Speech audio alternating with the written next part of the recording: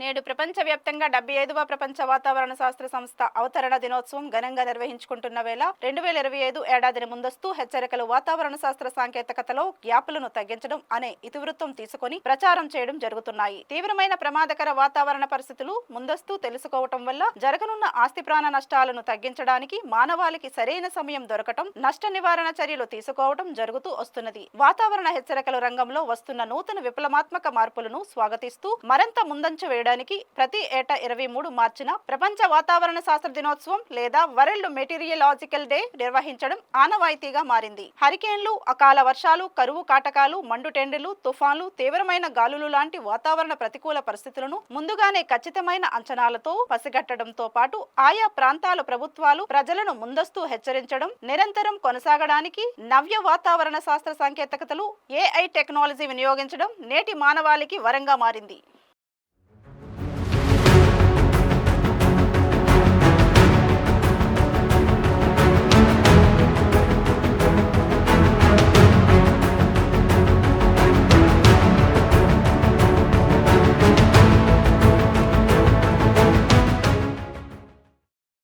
గతంలో రేడియో లేదా ప్రభుత్వ యంత్రాంగాల ద్వారా వాతావరణ ప్రతికూలాల హెచ్చరికలు జరుగుతూ ఉండేవి.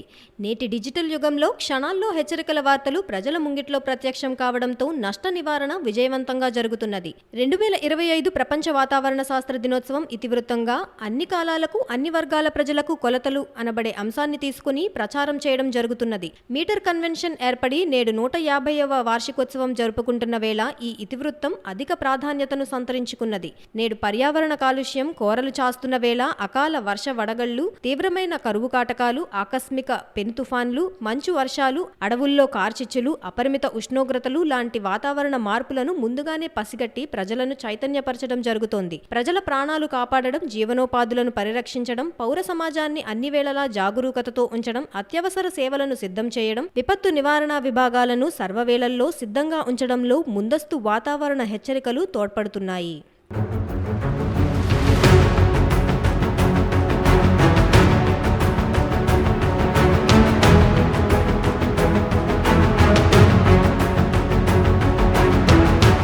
నేటి ప్రపంచ దేశాల్లో దాదాపు 108 దేశాలు ఆధునిక వాతావరణ శాస్త్ర సాంకేతికతలను వినియోగిస్తున్నప్పటికీ కల్పాదాయ దేశాల్లో నేటికి పరిస్థితులు భిన్నంగానే ఉన్నాయి. గత కొన్ని ఏళ్లలో దాదాపు 39% వరకు ముందస్తు హెచ్చరికల వ్యవస్థల్లో అభివృద్ధి సాధించడం గమనార్హం. నేటి విపరీత పరిస్థితుల్లో వాతావరణ ప్రతికూల మార్పులు, తీవ్రమైన వాతావరణ ప్రతిచర్యలకు సమాధానంగా ప్రపంచ దేశాల ప్రభుత్వాలు, వాతావరణ శాస్త్ర అత్యాధునిక పరిశోధనా సంస్థలు, వాతావరణ శాస్త్ర విభాగాలను పదును పెట్టాల్సిన సమయం ఆసన్నమైందని తెలుసుకోవాలి. వాతావరణ ప్రతికూల మార్పుల వెనుక దాగి ఉన్న కారణాలతో పాటు వాటిని ప్రతిఘటించడం, ఎదుర్కోవడానికి సిద్ధంగా ఉండడం, కనిష్ట నష్టాలను నమోదు చేసుకోవడం లాంటి అంశాలను అవగాహన పరుచుకోవడానికి ప్రతి ఒక్కరూ ప్రాధాన్యం ఇవ్వాలి. వాతావరణ విధ్వంసాలను అరికట్టడానికి కార్బన్ ఉద్ఘాతకాలను తగ్గించడం, మొక్కలు నాటడం, పర్యావరణ హిత పాలసీల అమలు, పర్యావరణ పరిరక్షణ ప్రయత్నాలు, అవగాహనలు కొనసాగుతూనే ఉండాలి.